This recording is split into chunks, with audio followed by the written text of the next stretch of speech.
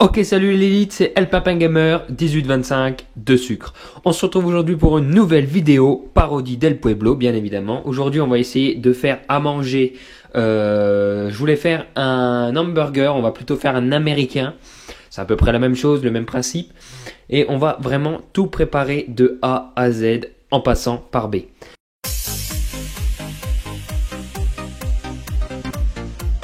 Donc, on a les ustensiles de cuisine, de la farine, de l'eau, du sel, du saucisson, de l'huile, qui va aller juste ici, du fromage, des steaks hachés et bien sûr des pommes noisettes.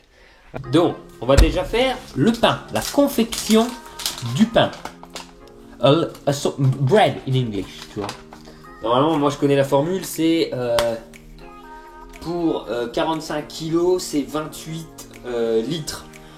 Donc on va faire ça à l'aveugle, tu vois, genre là, facile. On va mettre de l'eau et on mélange.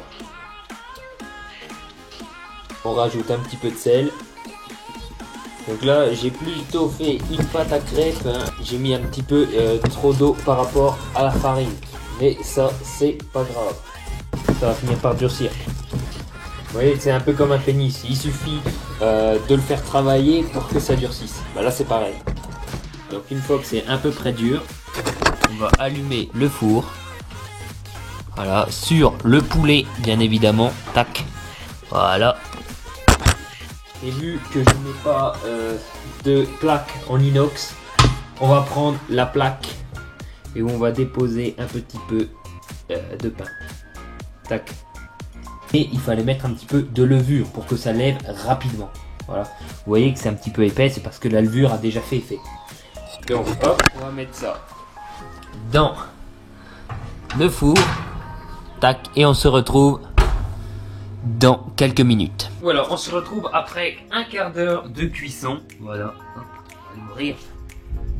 Impeccable. Hop. On va laisser le four allumé pour faire cuire les frites. Voilà. Un beau pain assez chaud. Tac. Maintenant que le pain est fait, on va mettre au four les pommes noisettes. C'est parti. Donc je vais ouvrir le sac, hein, c'est marqué qu'il y a une ouverture facile.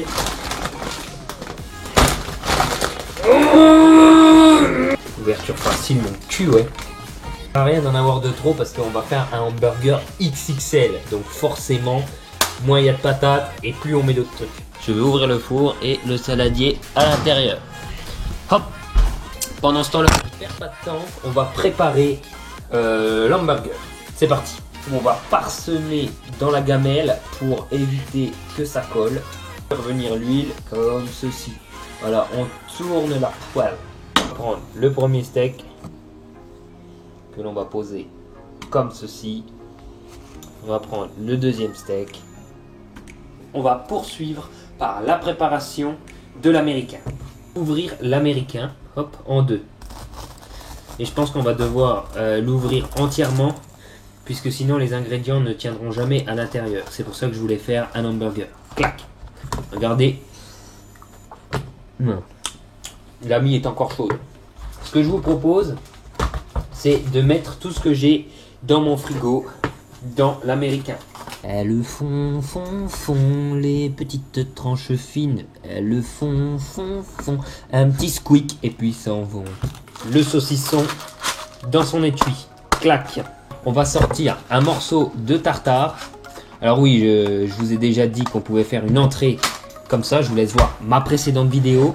Mais là, on va utiliser le tartare pour tartiner le pain. Une fois que le tartare est sorti, on le pose dans le pain et on va l'étaler.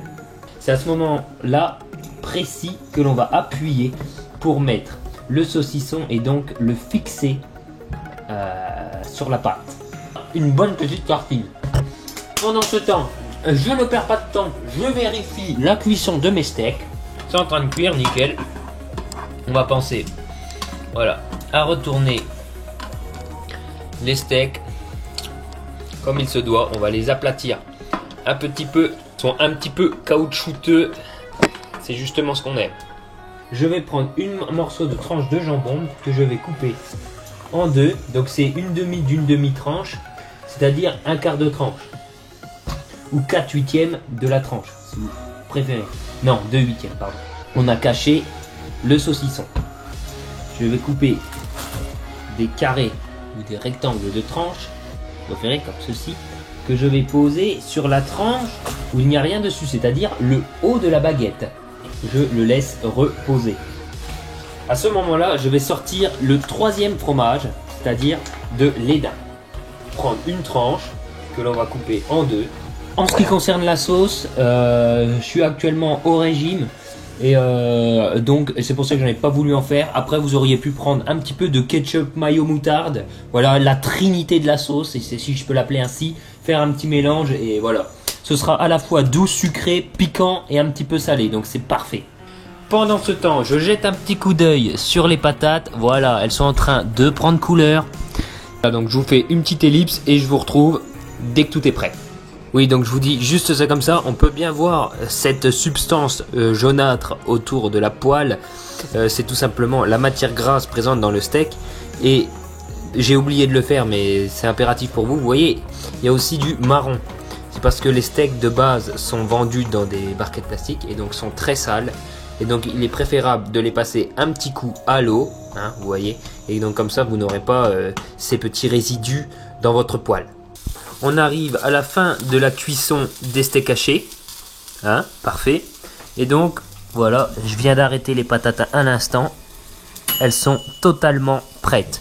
Donc comme je vous l'ai dit, il est grand temps d'incorporer les steaks hachés dans ce fameux sandwich. Voilà, on va sortir. Oula. Prenons des gants, très attention parce que il fait chaud, donc ça brûle. Donc là, celle-ci est bien ronde. Il suffit que je l'aplatisse, que j'appuie dessus et elle deviendra toute plate. Voilà. Et ça, c'est magnifique. On va répéter le processus autant de fois que nécessaire.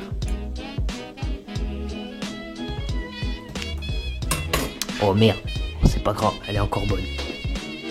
Donc là, maintenant que notre sandwich est terminé ou quasiment terminé, je vais rajouter l'ingrédient secret pour avoir le meilleur des sandwichs. Je répète bien, le meilleur des sandwichs. Voilà. Avant de refermer, on va sortir des M&M's. Voilà. Et on va les mettre dans le fromage. Et on va refermer. Je vous laisse admirer ce fameux sandwich dans lequel, je le répète, il y a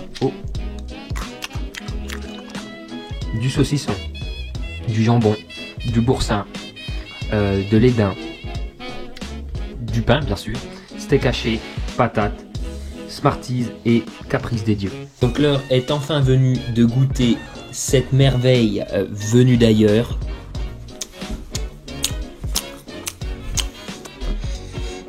Là on reconnaît très fortement le saucisson et le boursin.